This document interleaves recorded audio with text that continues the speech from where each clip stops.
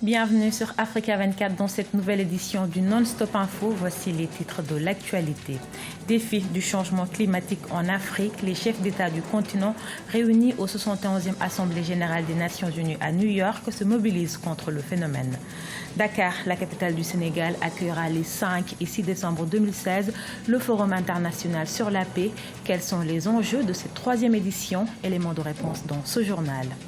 Et puis, les autorités kenyanes annoncent la fermeture du camp de réfugiés de Dadaab, le plus grand camp au monde. Le complexe accueille entre 300 000 et 500 000 réfugiés, majoritairement somaliens. Mais avant de développer ces titres au Gabon, le président Ali Bongo Ondimba lance un appel au dialogue. En attendant la proclamation des résultats définitifs par la Cour constitutionnelle, le candidat annoncé vainqueur de la présidentielle du 27 août 2016 s'est dit prêt à dialoguer avec tous les acteurs politiques gabonais. On l'écoute. Nous avons indiqué qu'il fallait qu'on se parle. Et moi, j'étais décidé à ouvrir ce dialogue-là. Ça ne se fait pas seul. Il faut être plusieurs et le désirer. La paix, il faut la désirer. Et il faut donc éviter d'avoir des actes. Il faut éviter de prononcer des paroles. Il faut éviter de dire des choses qui peuvent encourager la violence. Et quelle que soit la situation que l'on vit, il y a des lois qui peuvent traiter tous les cas et tous les problèmes. Et il n'y a donc aucune justification que nous puissions vivre de tels moments. La 71e session de l'Assemblée générale des Nations unies s'est ouverte ce lundi 19 septembre à New York, aux États-Unis. Plusieurs chefs d'État et de gouvernement africains y sont présents. Ce mercredi s'ouvre le Forum des affaires États-Unis-Afrique, un événement qui verra la participation de plusieurs chefs d'État du continent. Ils examineront les voies et moyens pour développer davantage les opportunités commerciales et d'affaires entre les États-Unis et l'Afrique. Il sera diffusé en direct sur Africa 24 et la Côte d'Ivoire est présente à ce sommet. Son ministre des Affaires étrangères, Albert Mabry Touakes, explique en quoi la question des migrants concerne le pays. Il revient sur la candidature de la Côte d'Ivoire au poste de membre non permanent du Conseil de sécurité des Nations unies. Il est au micro de Marie-Angèle Touré, un de nos envoyés spéciaux à New York. 71e Assemblée générale des Nations unies. Je me trouve juste devant le siège de cette organisation et en compagnie d'un ministre de la Côte d'Ivoire, ministre des Affaires étrangères, Albert Mabry Touakes. Soyez le bienvenu. Dites-nous, quel est l'intérêt pour la Côte d'Ivoire de participer à un événement de cette envergure? De grands intérêts. Vous savez que cette Assemblée fait suite à l'engagement des États membres des Nations unies à mettre un accent particulier sur le développement durable. L'agenda 2030 est engagé. Dans ce cadre-là, la COP21 a été signée et beaucoup de pays sont en train de le ratifier. On prépare la COP22 au Maroc et il est bon que le débat général sur cette question qui est inscrit comme thème principal de l'Assemblée enregistre la présence de la Côte d'Ivoire qui évidemment compte sur le respect des engagements des uns et des autres pour un monde meilleur. Je voudrais également dire qu'à titre personnel, nous sommes candidats pour un poste non permanent au Conseil de sécurité pour la période 2018-2019 et il est important également que nous soyons là pour le signifier à tous nos amis, à tous les membres des Nations Unies.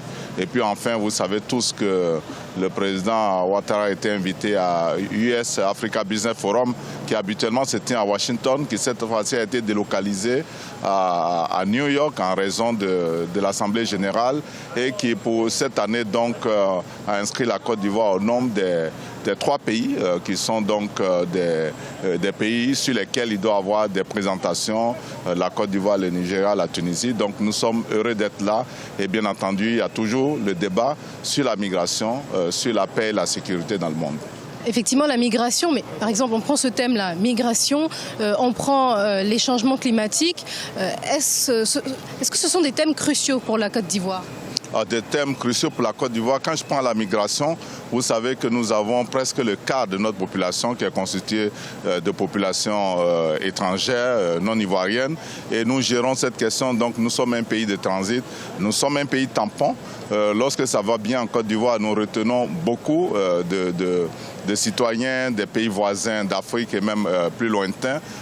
Quand ça ne va pas, évidemment, nous partageons les difficultés avec ces populations. Donc nous voulons que la situation des pays comme la Côte d'Ivoire soit prise en compte et évidemment, quelquefois, lorsqu'on arrête quelqu'un qu'on veut le rapatrier, il dit « je suis de la Côte d'Ivoire ». Ce n'est pas parce qu'il est de la Côte d'Ivoire fondamentalement, c'est parce qu'il veut être rapatrié en Côte d'Ivoire. Donc ce dialogue-là doit toucher à l'origine des problèmes, à la source et trouver des solutions structurelles durables. Merci à vous, Monsieur le Ministre. Merci beaucoup. Merci à vous, chers téléspectateurs. J'étais donc en compagnie du ministre Albert Mabry-Touaqueus, ministre des Affaires étrangères de la Côte d'Ivoire, dans le cadre de la 71e Assemblée générale des Nations unies. Je vous le disais en titre, les effets du changement climatique s'accélèrent en Afrique. La corrélation entre cette menace environnementale et l'industrialisation sont au cœur des défis du continent africain. À l'occasion de la 71e Assemblée générale des Nations unies, le débat sur la protection de la planète a été mis en avant par certains présidents africains, notamment le président du Malawi, Arthur Peter Mutharika. Diarandiaye. Mobilisation des chefs d'État en faveur de la protection de la planète. Selon des recherches de la Commission économique pour l'Afrique, une montée des températures mondiales de 2 degrés d'ici 2050 pourrait provoquer une baisse d'environ 4,7% du PIB africain. Le continent peut encore retourner la situation en sa faveur et parvenir à un développement plus résilient et inclusif, mais à plusieurs conditions. Notre planète est grandement menacée. Partout, le réchauffement planétaire menace notre existence à grand renfort d'ouragans, de cyclones, de tremblements de terre, de feux de forêt, d'inondations extrêmes et de sécheresses. C'est ici, dans cette assemblée, que nous devons faire des choix pour notre humanité. C'est nous qui devons les relever, personne d'autre. D'autres défis figurent dans l'agenda du continent africain. Depuis septembre 2015, les dirigeants du monde entier ont adopté le programme de développement durable de l'ONU, un programme articulé autour de 17 objectifs pour mettre fin à la pauvreté, aux inégalités et s'attaquer au changement climatique. Nous allons relever ce défi dans le cadre des 17 objectifs de développement durable, mais ce n'est que le début. La pérennité de cette quête, la réalisation de ces objectifs passe par une compréhension mutuelle. Nous devons œuvrer de concert en tant que communauté. Les objectifs de développement durable sont nombreux et ambitieux et le temps imparti pour les accomplir limité à l'horizon 2030. Il est ainsi urgent d'accélérer le programme d'action des ODD face à la conjoncture de mondialisation. Également dans l'actualité, les préparatifs du Forum international sur la paix et la sécurité en Afrique. L'événement se tiendra les 5 au 6 décembre 2016 à Dakar au Sénégal.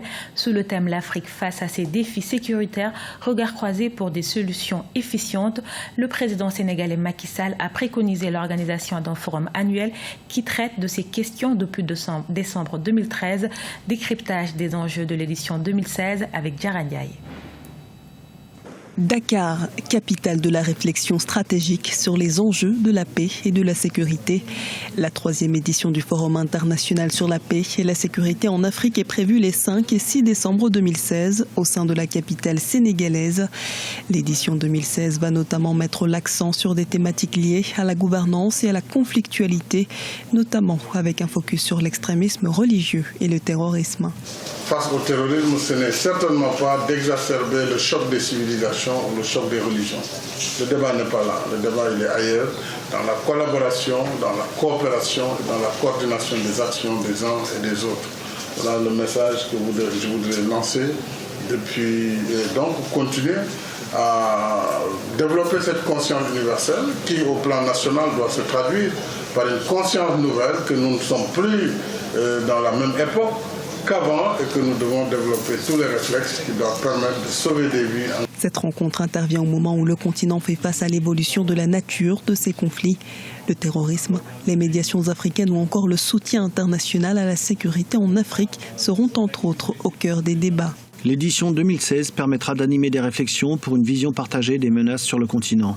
Elle offrira également l'opportunité d'examiner les moyens d'accompagner les progrès réalisés grâce aux initiatives africaines ou internationales dans le domaine de la sécurité et de la paix. Les réflexions attendues dans ce cadre porteront par ailleurs sur des pistes de solutions efficaces qui prennent en compte les défis liés à l'environnement et au développement économique et social. Le forum de Dakar de cette année 2016 sera l'occasion de mettre en exergue les enjeux économiques et de sécurité. À l'heure où les investissements sur le continent connaissent une croissance exponentielle, une des innovations de cette édition va porter sur une séquence qui sera consacrée au rôle des entreprises et du secteur privé dans la promotion de la paix et de la sécurité. Pour des raisons de sécurité et craignant que les Chebabs ne s'y infiltrent, le Kenya a décidé de fermer le camp de réfugiés de Dadaab, ce camp qui accueille des centaines de milliers de réfugiés, notamment somaliens. Une décision qui inquiète au vu de la situation actuelle en Somalie, loin d'encourager le retour des réfugiés. Amira Benjabala, Jean-Pierre. Dadaab, une ville du comté de Garissa au Kenya, proche de la frontière somalienne. Ils sont entre 300 000 et 500 000 Somaliens à avoir fui la guerre et à s'être réfugiés dans cette ville kenyane, faisant de Dadaab le plus grand camp de réfugiés au monde. Mais pour des raisons de sécurité, les autorités kenyanes ont décidé de fermer le camp en novembre 2016 et d'aider au retour des réfugiés en Somalie. Bien que cette décision ne fasse pas l'unanimité, elle s'y apprête activement. Le Haut Commissariat de l'ONU aux réfugiés était censé fournir les ressources. Ces réfugiés sont censés obtenir des vivres. Nous avons également besoin de transport pour eux et nous avons besoin d'un forfait pour leur réinstallation en Somalie. Le budget n'a pas été, à mon avis, suffisant. Mais nous avons déjà préparé 126 000 réfugiés. Ils sont prêts, ils sont sensibilisés, nous les avons contrôlés. Ils sont prêts à se déplacer, même demain, mais nous n'avons pas la capacité nécessaire de le faire. La Somalie connaît toujours une situation sécuritaire et économique très instable, ne permettant pas le retour de ces milliers de réfugiés.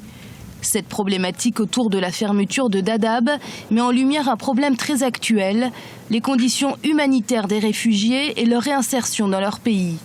Une question largement débattue à l'ouverture de la 71e Assemblée générale des Nations unies.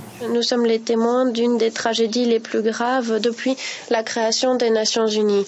Même si les migrations font partie de notre histoire, alors que des populations sont en quête d'une vie meilleure, nous sommes frappés par des crises humanitaires, des conflits et des catastrophes climatiques. Des populations d'Afrique, d'Asie, du Moyen-Orient ont fui leur pays, continuent à fuir la Syrie, l'Irak, la Somalie et d'autres points de conflit en quête de dignité, étant donné que cet élément n'existe plus dans ces pays.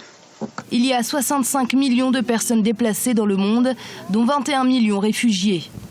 À l'issue du mini-sommet sur la crise des réfugiés et migrants, seules des déclarations d'intention ont été faites.